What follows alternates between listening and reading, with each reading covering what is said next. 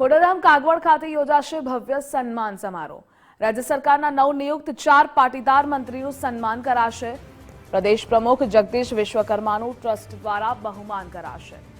7 તારીખે યોજાનાર સમારોહને લઈ તડામાર તૈયારીઓ પણ થઈ રહી છે। સુરક્ષા અને પ્રોટોકોલ સાથે વ્યવસ્થાને આખરી ઓપ આપવામાં આવ્યો। મુખ્યમંત્રીની ઉપસ્થિતિને લઈ ચુસ્ત વ્યવસ્થા ગોઠવાઈ તો ખોડલધામના આંગણે યોજાનાર આ કાર્યક્રમ ઐતિહાસિક બની રહેશે। માત્ર સન્માન નહીં પરંતુ સમાજ શક્તિનો ભવ્ય દર્શન થશે। સમગ્ર સમાજને એક તાતણે બાંધવા વિશેષ આયોજન કરવામાં આવ્યું છે। તો કાર્યક્રમને ભવ્ય અને સફળ બનાવવા માટે તડામાર તૈયારીઓ પણ થઈ રહી છે। ખોડલધામ ટ્રસ્ટ દ્વારા સમસ્ત સમાજને પધારવા આમંત્રણ છે। સમાજના શ્રેષ્ઠીઓ અને મહિલાઓ ઉમટી પડે તે શક્યતા છે।